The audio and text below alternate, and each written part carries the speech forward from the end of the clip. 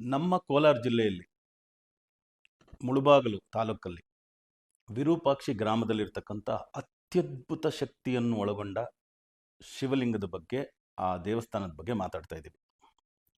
ವಿರೂಪಾಕ್ಷೇಶ್ವರ ಸ್ವಾಮಿ ಎಷ್ಟು ಅದ್ಭುತ ಶಕ್ತಿಯ ಶಿವಲಿಂಗಕ್ಕೆ ಅಂದರೆ, ಕೃತಯುಗದಲ್ಲಿ ಅತ್ರಿ ಮಹಾಮುನಿಗಳು ಪ್ರತಿಷ್ಠಾಪನೆ ಮಾಡಿದ ಶಿವಲಿಂಗ. ಪ್ರತಿದಿನ 3 ಬಣ್ಣಕ್ಕೆ ತಿರುಗುತ್ತೆ ಶಿವಲಿಂಗ. ಬೆಳಗ್ಗೆ ಕೆಂಪು, ಮಧ್ಯಾಹ್ನದ ಹೊತ್ತಿಗೆ ಸ್ಫಟಿಕದ ಬಣ್ಣ, ಸಂಜೆ ಹೊತ್ತಿಗೆ ಜೇನುತುಪ್ಪದ ಬಣ್ಣ. ಈ 3 ಬಣ್ಣಗಳಲ್ಲಿ ದರ್ಶನ ಕೊಡ್ತಾರೆ ವಿರೂಪಾಕ್ಷೇಶ್ವರ. ಭಾರಿ ಶಕ್ತಿಯುಳ್ಳ ದೇವಸ್ಥಾನ. ಒಮ್ಮೆ ಹೋಗಿ ದರ್ಶನ ಮಾಡಿ ಬನ್ನಿ. ಅಲ್ಲಿ ಪಂಚಶಕ್ತಿಗಳಿದೆ: ಮಹಾಗಣಪತಿ, ಪಾರ್ವತಿ, ಮಾರಮ್ಮ, ಬಗಳಾಮುಖಿ, ವಿರೂಪಾಕ್ಷೇಶ್ವರ. ಪಂಚಶಕ್ತಿಯನ್ನು ಒಳಗೊಂಡ ಮಹಾ ದೇವಸ್ಥಾನ. ಅಲ್ಲಿ ಎನರ್ಜಿ ಪಾಯಿಂಟಲ್ಲಿ ನಿಂತು ಪೂಜೆ ಮಾಡ್ಕೊಂಡು ಬನ್ನಿ.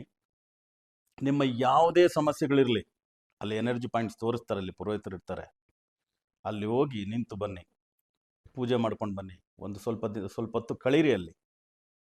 ನಿಮ್ಮ ಯಾವುದೇ ಸಮಸ್ಯೆಗಳಿರಲಿ, ನಿಮ್ಮ ತಂದೆ ಕಡೆ ಸಮಸ್ಯೆಗಳು, ತಾಯಿಯ ಕಡೆಯಿಂದ ತಾಯಿ, ಅಜ್ಜಿ, ಮುತ್ತಜ್ಜಿ ಈ ಥರದ್ದೆಲ್ಲ ಬರುತ್ತಲ್ಲ, ತಂದೆ, ಅಜ್ಜ, ಮುತ್ತಜ್ಜ ಈ ಕಡೆದೆಲ್ಲ ಬರುತ್ತಲ್ಲ, ಯಾವುದೇ ದೋಷಗಳಿದ್ರು ಸರಿ, ನಿಮ್ಮ ಮೇಲೆ ಏನಾದರೂ ವಾಮಾಚಾರ, ಮಾಟ ಮಂತ್ರ ಪ್ರಯೋಗಗಳು ಏನಾದರೂ ಮಾಡಿದರೆ, ಕೋರ್ಟು ಕಚೇರಿ ಸಮಸ್ಯೆಗಳಿದ್ದರೆ, ಹಣಕಾಸಿನ ಬಂಧನ ಮಾಡಿಟ್ಟಿದ್ರೆ, 1, 2, 10, 20 ಏನು ಸಮಸ್ಯೆಗಳಿದ್ರು ಎಲ್ಲ ಸಮಸ್ಯೆಗಳು ಬಗೆಹರಿದು ಬಿಡುತ್ತೆ.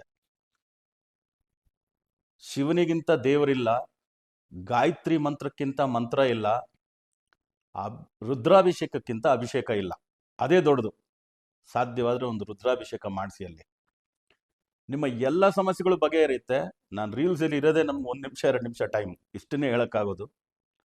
ನೀವಲ್ಲಿ ಪುರೋಹಿತರು ಇರ್ತಾರಲ್ಲ, ಅವ್ರನ್ನ ಕೇಳಿ ಆ ಶಿವಲಿಂಗ ಪ್ರತಿಷ್ಠಾಪನೆ ಹೇಗಾಯಿತು. ಕೃತಯುಗದಲ್ಲಿ ಆಯ್ತಂದ್ರೆ ಇವಾಗ 3 ಯುಗಗಳಲ್ಲೂ ಇನ್ನೂ ಇದೆ ಅದು ದೇವಸ್ಥಾನ. ಪ್ರತಿ ಶಿವರಾತ್ರಿ ದಿನ ಸೂರ್ಯನ ರಶ್ಮಿ ಶಿವಲಿಂಗವನ್ನು ಸ್ಪರ್ಶ ಮಾಡುತ್ತೆ. ಅಂದರೆ ಹೇಗಿರ್ಬೋದು, ಸ್ವಲ್ಪ ಯೋಚನೆ ಮಾಡಿ ನೋಡಿ. ಇಂಥ ಅತ್ಯದ್ಭುತ ಶಕ್ತಿ ಇರತಕ್ಕಂಥ ಆ ವಿರೂಪಾಕ್ಷೇಶ್ವರ ಸ್ವಾಮಿನ ಮರಿದೇ ದರ್ಶನ ಮಾಡ್ಕೊಂಬನ್ನಿ.